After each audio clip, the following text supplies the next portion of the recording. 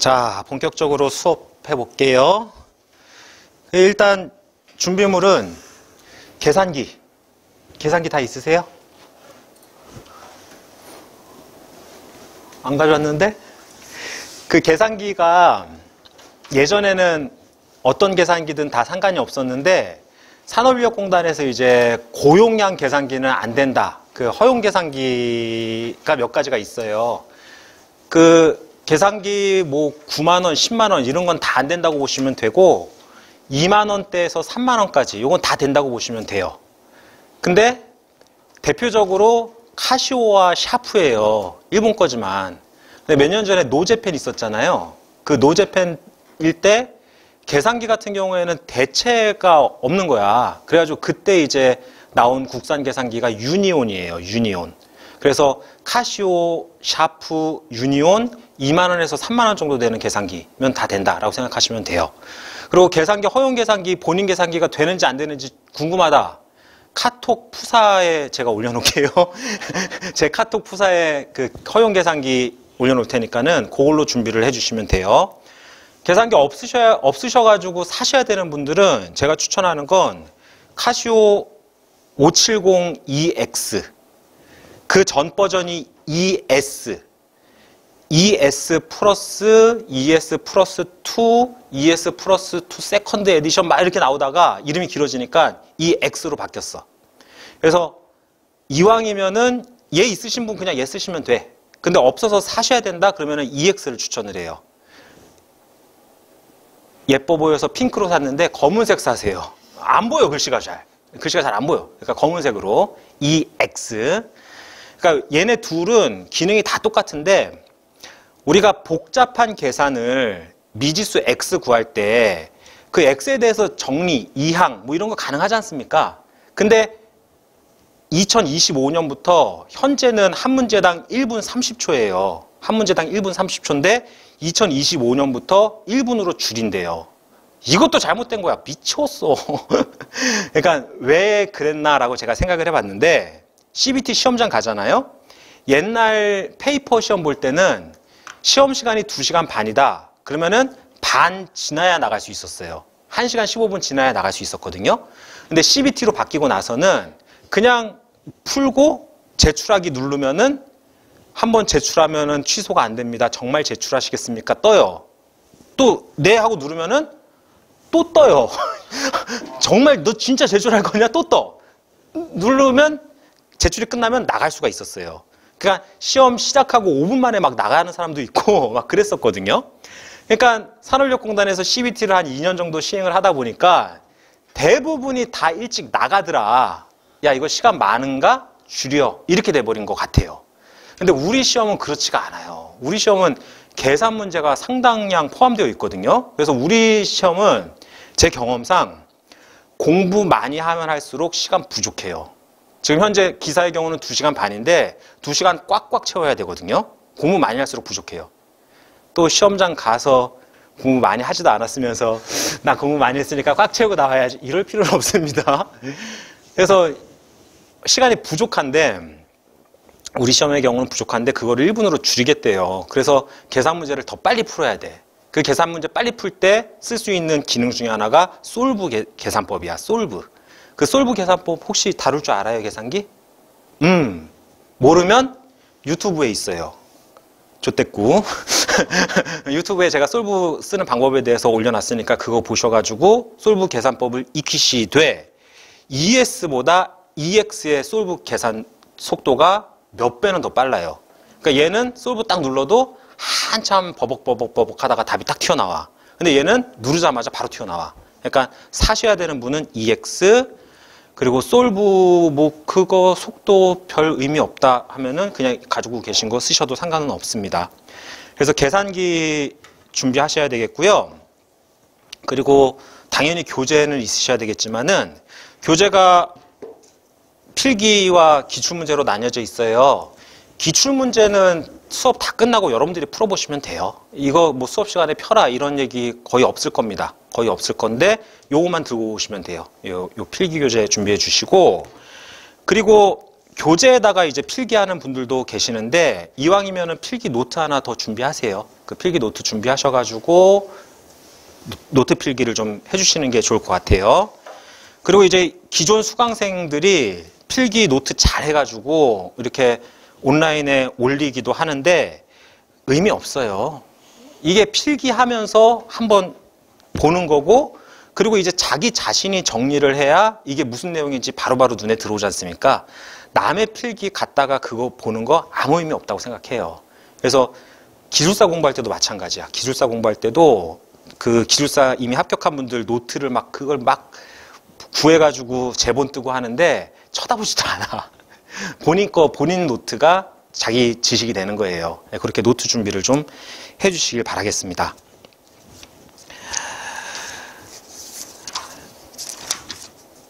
자, 교재 3페이지 보시면은 개론부터. 자, 우리가 현재 기사 기준 5과목인데 이게 토목기사 같은 자격증은 6과목이거든요. 산업안전기사 같은 자격증도 6과목이고, 근데 그런 토목이나 산업안전은 1과목부터 6과목까지가 별개의 과목들이에요. 연결이 안 돼요. 그 연결 물론 되는 과목도 있긴 있지만은 좀 따로 놀거든요. 그래서 토목기술학원 같은 경우는 월요일은 1과목, 화요일은 2과목, 수요일은 3과목 뭐 이런 식으로 진행하기도 해요. 근데 이 수질환경기사, 대기환경기사 이 수질대기는 1, 2, 3, 4, 5가 미묘하게 다 연결이 되어 있어요. 그 중에 중요한 게 개론이에요. 개론. 그 개론은 2과목, 3과목, 4과목, 5과목과 다 연결이 됩니다. 그러다 보니까는 개론 끝날 때까지 개론만 다룰 거고요. 근데 이 개론이 제 수업의 거의 반이에요. 거의 반. 그래서 우리가 지금 한 3주 정도 개론을 계획하고 있거든요. 그러면은 전체 시간 중에서 야, 지금 아직까지 개론만 하면 어쩌려고 그러지 이 사람이? 내가 계획대로 다 하고 있는 거예요. 그러니까 개론에서 제대로 정리를 해 놓으면은 나머지 과목들이 수월합니다. 그 개론을 잘 정리를 반면에 안 해 놓으면은 방지기술 가서 무슨 소리인지 도저히 못 알아듣게 돼요. 그래서 우리는 5과목이 있지만은 5과목이 다 똑같은 게 아니다. 개론이 제일 중요하다. 기반 다짐이다. 그렇게 기반 공사를 잘 해놔야 최종 합격이라는 탑을 쌓을 수 있을 거예요. 첫 번째 보면 이제 기초 개념이라고 나옵니다. 여기부터 설명을 드릴게요.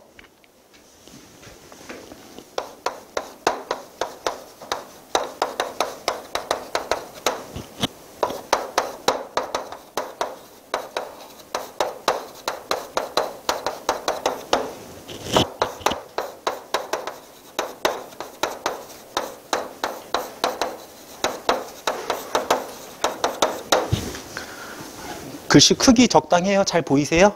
뒤에 분 잘 보이세요? 카메라 잘 보입니까? 네. 글씨 좀 못 쓰는 편이어가지고 못 알아보겠는 글씨 말씀하세요. 제가 왼손잡이에요. 왼손잡이인데 이 왼손으로 글씨를 쓰면은 칠판을 가려가지고 일부러 오른손으로 쓰고 있는 거거든요. 그래서 글씨가 좀 요 모양인데 제 왼손으로 글씨 쓰잖아요. 쓰러집니다. 뻥이에요. 원래 글씨는 못 써요. 한 3일에서 4일 정도 기초 개념을 할 거예요. 기초 개념. 그래서 이 기초 개념 수업은 학생들의 반응이 극과 극이에요. 극과 극.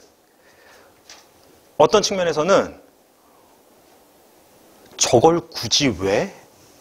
저걸 왜 설명을 하지? 우리 다 공대 전공한 사람들인데? 뭐 이런 분들이 있고, 어떤 분들은 씨발 포기할까? 그러니까 기초 개념, 공학 개념이 잡혀있냐 안 잡혀있냐에 따라서 너무 쉬울 수도 있고 너무 어려울 수도 있어요. 근데 저는 중요하게 생각하는 게 차곡차곡 기초를 제대로 다뤄야 되는 거거든요. 그래서 쉽게 생각하시는 분들도 그냥 저와의 커뮤니케이션이라고 생각하시면 되겠고, 혹시나 잘못 알고 있는 개념이 있었으면 여기에 좀 맞춘다라고 생각을 해주시고, 그리고 여기를 어렵게 생각하시는 분들은 여기가 어려우면 공대 관련 어떤 자격증도 딸 수가 없어요.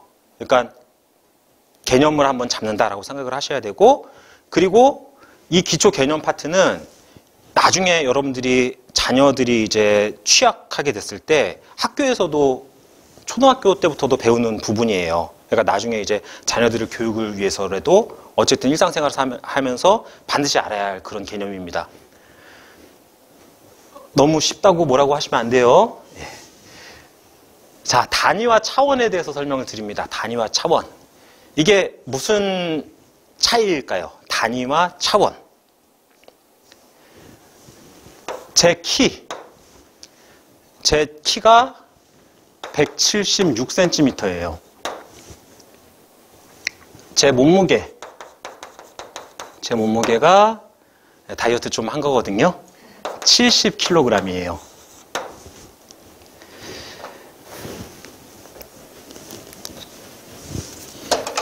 양심에 걸려서 안 되겠어요. 169cm예요. 제 키가 169cm인데 이게 제 몸의 스펙이죠. 미국에 가면은 키 얼마냐라고 했을 때 뭐라고 대답해요? 네, 미국 가면은 피트로 얘기를 합니다. 피트. 그리고 몸무게 얘기할 때 미국 가면은 뭐라고 얘기를 해요? 파운드라고 얘기를 해요. 파운드.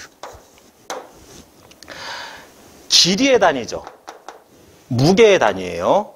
그러면은 센티미터도 피트도 둘 다 길이를 얘기하는 같은 차원. 그러나 다른 단위.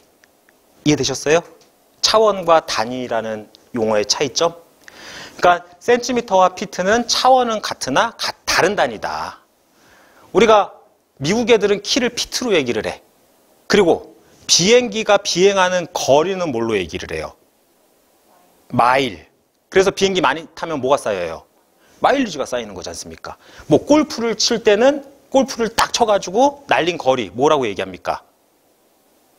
야드. 좀 쳐? 이런 식으로 대표적으로 사용하는 길이의 단위들은 어떤 측면이냐에 따라서 다 다르지만은 모두 다 길이를 얘기하는 같은 차원이에요. 이해되시겠죠? 네, 그래서 기본 차원으로 첫 번째는 길인데 이 길이의 단위는 너무나 여러 가지가 있지만 그들은 전부 다 같은 차원, 동차원이다. 그래서 그 차원을 얘기할 때 길이는 랭스의 L이라고 표현을 합니다. 랭스의 L. 자, 그렇다면은 169cm는 몇 파운드인가? 이건 말이 안 되죠. 70kg은 몇 피트인가? 이건 말이 안 되죠. 다른 차원끼리는 환산할 수 없어요. 그러나 169cm는 몇 피트인가? 같은 차원끼리는 환산이 가능하죠. 그래서 다른 단위지만 같은 차원일 때는 그 상관관계가 존재한다. 그 상관관계가 1피트는 30.48cm와 같다. 이거는 공학도로서 알아두세요. 1피트는 30.48cm와 같아요. 허리둘레는 뭘로 얘기합니까? 인치로 얘기를 하죠. 그래서 1인치는 2.54cm와 같다. 이게 동차원 다른 단위의 상관관계예요. 자, 그러면 우리는 이 상관관계를 이용해가지고 미국에 갔을 때 Hey man, what's your 키 얼마냐? 영어로 어떻게 되죠? 네 키 얼마냐? 했을 때 저는 몇 피트다라고 대답을 해야 되지 않습니까?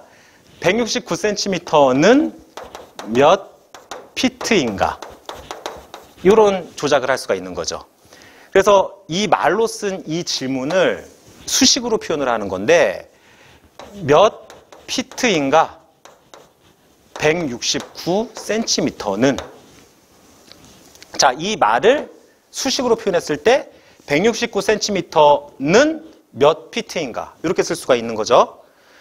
우리는 x를 찾기 위해서 센티미터를 피트로 바꿔줘야 돼. 그 센티미터와 피트의 상관관계는 1피트는 30.48cm와 같아. 그러면 이거 두 개가 같으면은 양변에 1피트로 나누면 1이 되는 거죠. 그죠? 아니면 양변에 똑같이 30.48cm로 30.48cm로 나눠줘도 1이 되는 거죠. 전자와 후자의 차이점 아시겠어요? 뒤집어도 1이죠. 뒤집어도 1이고. 자, 그러면은 전자 말고 후자인 얘가 맞는 거죠. 뭐가 맞느냐? 이 환산을 하기 위해서. 어차피 얘 1이지 않습니까? 그러면 1은 여기다가 곱해도 상관이 없는 거잖아요. 그래서 1피트는 30.48cm와 같다. 1이지만 곱해줌으로써 위의 센티미터와 아래 센티미터를 약분할 수가 있는 거죠. 그러면은 피트만 남아있고 숫자는 169에다가 30.48을 나눠주면 되는 거잖아요. 계산기 좀 눌러주세요.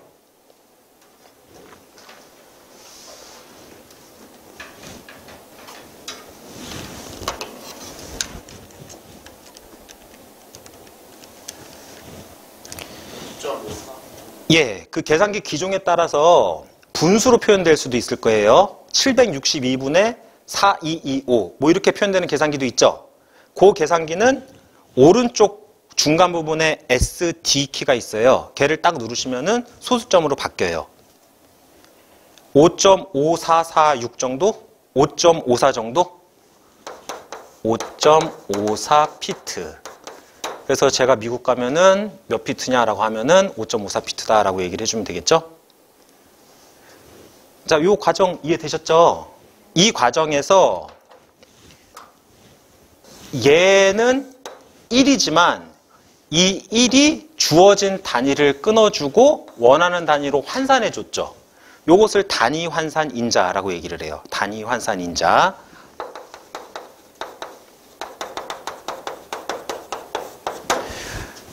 요 단위 환산 인자를 이용해서 주어진 단위를 원하는 단위로 환산하는 과정. 이게 단위 환산이고. 이 단위 환산 인자를 활용하기 위해선 다른 단위지만 같은 차원끼리의 상관관계를 알아야 되는 거고. 그 상관관계는 최소 1피트가 30.48이고 1인치가 2.54cm 정도는 알아두셔야 된다. 이해됐죠? 네. 자, 이런 과정이 단위 환산.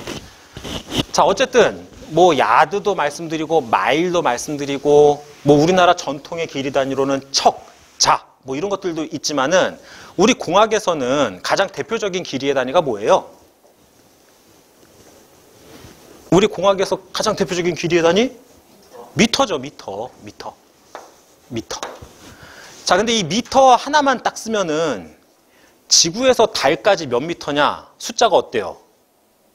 너무 커지죠. 머리카락 하나의 두께는 몇 미터냐? 숫자가 어때요? 너무 작아지죠. 불편하죠. 그래서 미터에다가 기본 단위에다가 여러 가지 접두어를 붙이죠. 그 접두어 알고 계시죠? 킬로가 뭐예요? 10의 3승. 그 킬로가 쌓이면 메가, 메가가 쌓이면 기가, 기가가 쌓이면 테라. 뭐 이런 접두어들 있지 않습니까? 기가 다음이 테라 맞나요? 맞죠? 네. 그래서 우리가 영화 한 편에 옛날에 저 때만 하더라도 700메가 정도? 근데 요즘은 영화 한 편 다운받으려면은 정식으로 돈 내고 보셔야 됩니다. 어둠의 경로로 다운받으시면 안 돼요. 요즘 영화 한 편에 막 최소 1점 몇 기가 뭐 이 정도 되지 않습니까? 그런 그 접두어를 사용을 해가지고 커지면은 킬로미터가 되는 거죠. 근데 그거보다 더 커서 메가미터라고는 쓸 수는 있지만 일반적으로 쓰진 않죠.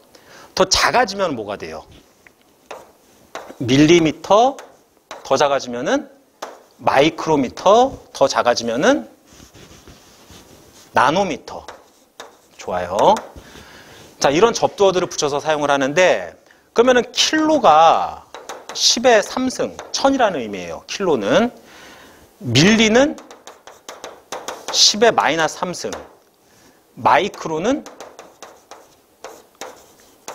10의 마이너스 6승, 나노는 10의 마이너스 9승이거든요. 공통점이 뭐예요? 예, 369, 369. 3승, 6승, 9승, 12승 이런 식으로 가요. 대부분의 단위가 3승, 6승, 9승, 12승의 배수로 갑니다. 그 영어 기준이다 보니까. 그래서 우리는 100만 원 표현할 때 어떻게 해요? 이렇게 표현하지 않습니까? 그 세 자리마다 칸말을 발음이 촌스러웠어요. 세 자리마다 콤마를 찍는 이유 자체가 영 단어 자체가 그렇게 구성이 되어 있기 때문에 콤마를 찍는 그 버릇을 사용을 하고 있는 거예요. 우리나라 그 숫자의 단위랑은 조금 다르죠. 영어 표현법이. 자, 근데 그러면은 결국에 1km라는 건 결국에 뭐예요? 1km라는 건 1 곱하기 10의 3승 미터니까 1000m가 되는 거예요. 1mm는 뭐예요? 1mm. 지금 그 표정들 짓지 마세요. 저걸 왜 하고 있지? 라는 그 표정들 필요한 사람이 있다니까. 1mm는 무슨 의미예요? 1 곱하기 10의 마이너스 3승 미터라는 뜻이에요. 그래서 얘가 0.001m가 되는 거고 0.001을 저쪽으로 나눠주면은 1m는 1000mm가 되는 거죠. 그죠? 즉 한 칸당 몇 배 차이란 얘기? 1000배. 다 1000배. 10의 3승, 10의 3승, 10의 3승, 10의 3승. 반대로 갈 때는 10의 마이너스 3승 차이가 되겠죠? 근데 이 1000배 차이의 간격을 좀 줄이려고 우리는 또 어떤 것을, 어떤 접두어를 흔히 많이 사용을 하죠? 센티를 쓰지 않습니까? 센티. 그 센티는 10의 마이너스 2승이라는 의미를 가지고 있는 접두어예요. 그래서 밀리미터와 미터 사이에 센티미터 쓰고 얘가 미터와 센티미터가 그러면은 마이너스 2승이니까 100배 차이가 되겠죠. 그리고 마이너스 3승, 마이너스 2승이니까 10배 차이가 되겠죠. 그래서 1m가 100cm, 1cm가 10mm가 되는 거죠. 이런 것들이 우리가 흔히 사용하는 길이의 단위들. 다 다른 단위지만 다 같은 차원, L. 동차원끼리는 상관관계가 있고 동차원끼리는 단위환산이 가능하다. 그 단위환산을 하기 위해서 이런 접두어들의 의미를 기본적으로 아셔야 된다. 오케이? 옛날에 기술학원 시절에 신박한 질문이 하나 있었거든. 선생님, 도대체 왜 1cm는 10mm입니까? 무슨 철학 질문하는 줄 알았어. 이래서 그런 거야. 그래서 알겠구나 라는 그런 기억이 나요. 여기 길이의 단위들.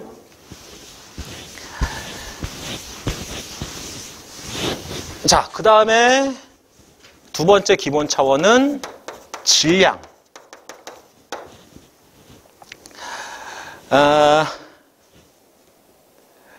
미국 애들은 아까 말씀드린 것처럼 파운드, 그리고 칵테일 같은 거 만들 때는 온스, 그리고 또 뭐 있을까? 쓰레기 치울 때는 톤, 그리고 또 뭐 있을까?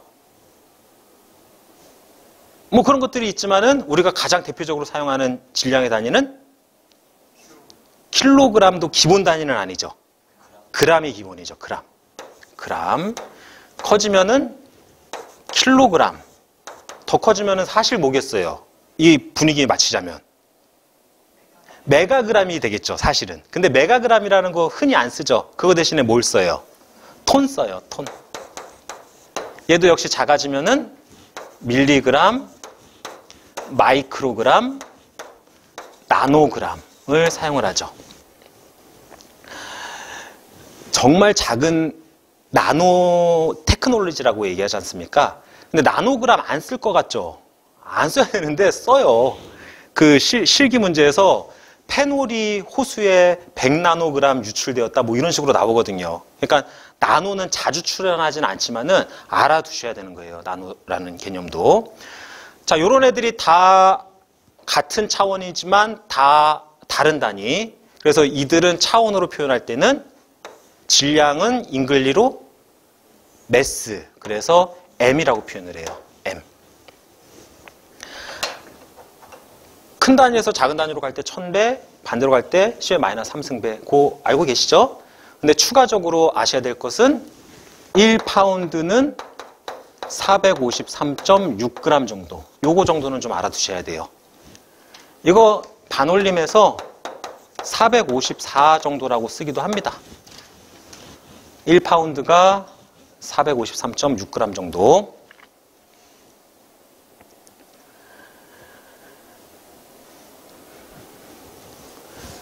자, 그 다음에 세 번째 차원은 시간입니다. 시간.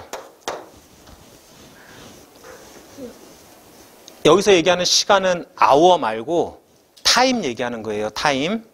그래서 시간의 차원은 t예요. t. 시간은 뭐 하나 기준으로 1000배 큰 단위, 1000배 작은 단위 이렇게 쓰진 않죠. 시간의 가장 작은 단위는 세컨드예요. 세컨드. 뭐 밀리세컨드 뭐 이런 걸 쓰기도 하지만은 기본이 되는 시간의 단위는 초입니다. 초. 60초 대신에 뭐 써요? 미니트. 60분 대신에 hour. 24시간 대신에 day. 7일 대신에 week. 30일 대신에 month. 그 다음에 12달 대신에 365일 대신에 일. 발음 재수 없었어요. year. 뭐 이런 것들이 시간의 단위인데 얘들은 3승, 6승, 9승, 12승이 아니라 약속된 단위들이죠. 약속된 단위. 자, 그런 게 요 세 가지가 우리가 대표적으로 다루는 기본 차원이에요. 이 외의 기본 차원은 빛의 강도를 얘기하는 뭐 조도, 그리고 온도, 뭐 이런 것들 기본 차원 추가적으로 있지만은 대표로 사용하는 세 가지 기본 차원은 길이와 질량과 시간입니다. 자, 근데 이렇게 세 가지가 있지만 랜덤하게 써버리면 불편하죠. 대표 단위가 좀 필요하잖아요. 비행 고도는 피트, 비행 거리는 마일, 골프 날린 건 야드, 키는 센치, 뭐 이렇게 대표 단위가 좀 필요하지 않습니까? 그래서 길이에 센티미터, 질량의 그람, 시간의 세크를 대표로 쓰자. 이렇게 통일을 시켰어요. 그래서 요거 앞 글자만 따서 뭐라고 하는 거예요? 단순해요. CGS 단위계. 길이의 센티미터, 질량의 그람, 시간의 세컨드를 쓰자. 이게 CGS 단위계. 그냥 단순하게. 좀 더 크게 놀자. 길이의 미터, 질량의 킬로그램, 시간의 세크 쓰자. 이것도 단순하게 앞 글자만 따서 뭐라고 하는 거예요? MKS 단위계라고 얘기를 하는 거예요.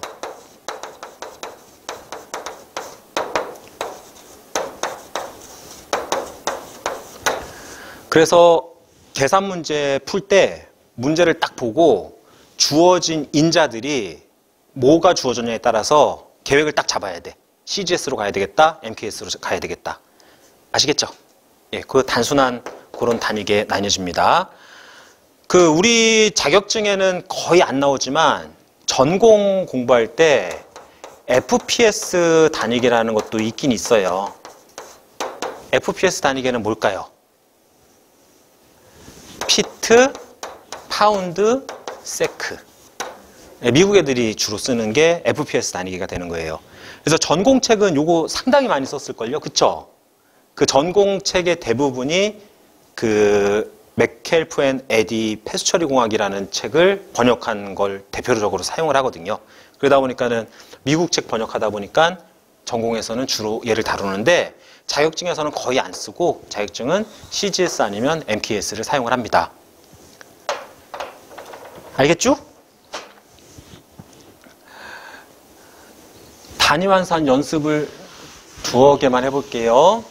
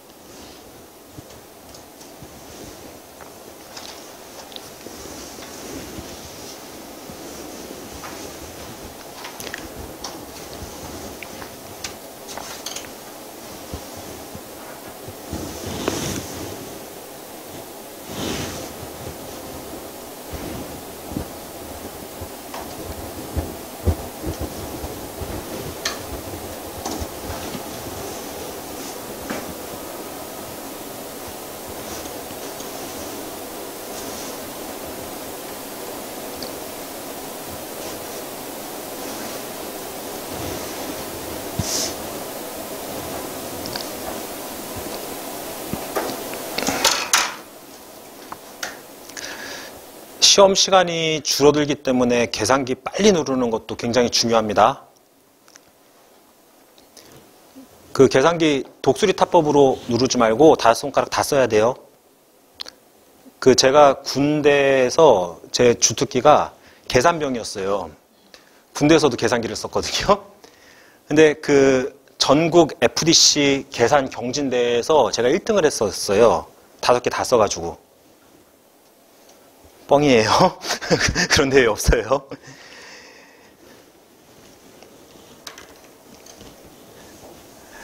자, 요 두 번째 문제 볼게요.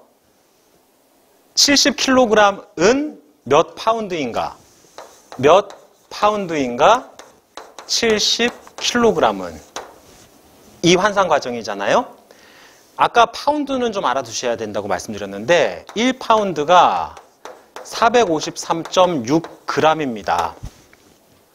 요거를 환산인자로 쓰려고 보니까 킬로그램이네요. 그러면 킬로그램을 그램으로, 이건 알고 계시잖아요. 1kg은 1000g과 같습니다. 그러면 이퀄 기준으로 양변에 똑같은 걸 나눠서 분모 분자로 바꾸면 1이 되고 그 1을 곱해도 되잖아요. 근데 여기에다가 곱해야 될 1은 1000g 분의 1kg이겠어요? 1kg 분의 1000g이겠어요? 1kg 분의 1000g을 곱해야 분모 분자가 약분이 돼서 끊어지는 거잖아. 반대로 했으면 킬로그램 제곱이 되지. 그래서 무엇이 분모로 무엇이 분자로 가야 될지 판단되시죠? 자, 그래서 그램으로 바꿨습니다. 그 다음에 이제 파운드로 바꾸기 위해서 얘네 둘이 같아요. 그러면은 무엇이 분모, 무엇이 분자로 가야 되겠어요? 파운드가 1파운드는 453.6g이다. 이렇게 가줘야 위 그램, 아래 그램 끊어서 파운드만 남게 되는 거죠. 이제 숫자는 7만 나누기 453.6 해주면 답 나오겠죠. 이거 대략 얼마 나오셨어요? 154.32 정도요? 자, 여기서 제가 얘기하고 싶은 게 뭔지 아시겠죠? 단위환산 인자를 쓸 때 무엇을 분모로 무엇을 분자로 놔야 될지 판단할 때 끊어야 될 단위의 위치를 봐라. 그 단위와 같은 걸 곱해주면은 제곱이 된다. 곱하고 나눠야 끊어지고 나누고 곱해야 끊어진다. 그 위치를 잘 다룰 줄 알아야 되는 게 기본이다. 아시겠죠? 자, 근데 지금 요 계산은 단순한 계산이지만 자연공학 계열에서는 이런 계산법을 쓰는데 자연과학 계산에서는 근데 공학 계산에서는 분모 분자 따로따로 이게 쓰기 귀찮아서 줄 그냥 거버려요. 그래서 70kg에다가 곱하기 1kg은 1000g과 같다. 킬로그램 끊어버리고 곱하기 1파운드는 453.6g과 같다. 그램 끊어버리고. 알겠죠? 그래서 위에가 자연과학 계산법이고 아래가 공학 계산법인데 둘 다 맞아요. 근데 저는 공부할 때 요 아래 거에 맞춰가지고 해가지고 요대로 수업을 진행을 할 거예요. 근데 안타깝게도 공쌤은 이렇게 공부하셔가지고 공쌤은 이렇게 합니다. 근데 뭐 똑같은 계산이니까 그렇게 똑같은 표현이다라는 거 봐두시고요. 공학계산법으로 위에 거 한번 연습해 볼게요. 하루는 몇 분인가? 몇 미니트인가? 원 데이가. 하루는 24시간, 1시간은 60분. 그러면은 원 데이 이퀄 24아워. 무엇을 분모로 무엇을 분자로? 1시간 분의 24시간이야? 24시간 분의 뭐라 그랬어요 지금? 하루 분의 24시간이야? 24시간 분의 하루야? 하루 분의 24시간. 이렇게 해야지 데이 끊어서 아워로 바뀐 거고. 그 다음에 1시간은 60분이야? 60분은 1시간이야? 1시간은 60분이야. 이렇게 해야지 아워 끊어서 미니트가 된 거죠. 그러면은 24에다 60 곱해주면은 1440 ml 나오죠. 기억해 둬야 할 숫자예요. 바로 그냥 암산해야 됩니다. 이 정도의 계산은. 하루는 1440분이에요. 한 10년 전에 나온 노래인데, 허각이라는 가수 아시나요? 아세요? 그 슈스케 1세대가 허각이잖아요. 허각의 1440이라는 노래가 있었어요. 그 히트는 안 해가지고 모를 거야. 하루 1440번 너의 모습 생각 창피해. 이런 노래가 있었거든? 이거 사이코죠. 하루 1440번 너의 모습 생각나. 이거 무슨 뜻이에요?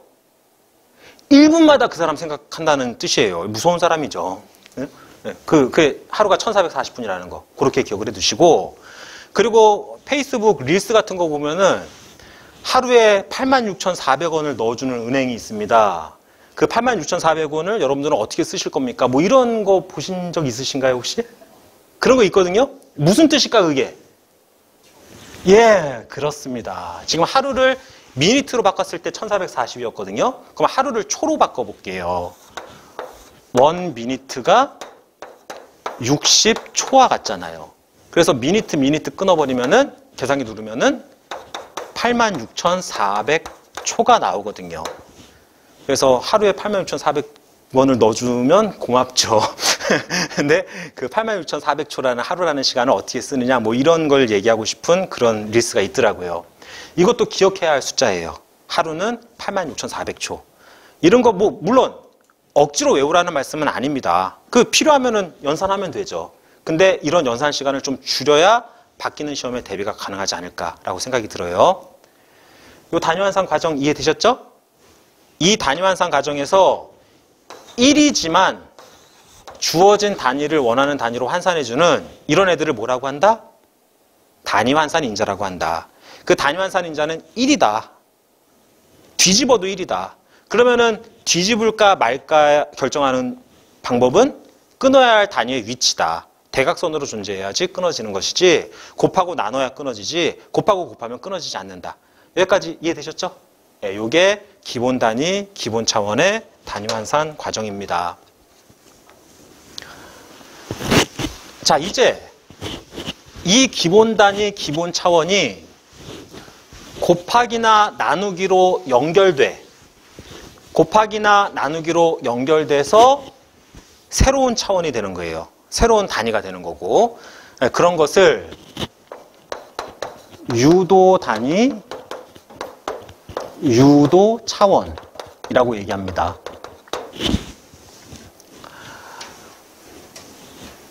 자, 첫 번째, 길이 곱하기 길이. 뭐예요, 그게? 넓이, 면적. 그렇죠. 같은 말이죠. 넓이, 면적. 같은 말. 아, 죄송합니다. 다시는 안 할게요, 이거. 다시는. 직사각형의 면적은 A, B죠? 그만할까? 가로 곱하기 세로 하면 면적이 되는 거죠? 네, 직사각형은. 아, 추억의 그 기호. 반지름 R. 반지름 R. 반지름 R인 원의 면적은? 그렇지. 우리 초딩 때는 어떻게 배웠어요? 반지름 곱하기 3.14 이런 식으로 외웠잖아요. 기억나세요? 돋는다. 막 추워. 반지름 곱하기 3.14. 그게 파이 R의 제곱이 되는 거죠. 근데 반지름 말고 앞으로는 지름 쓸 거예요. 지름. 그러면은 D와 R의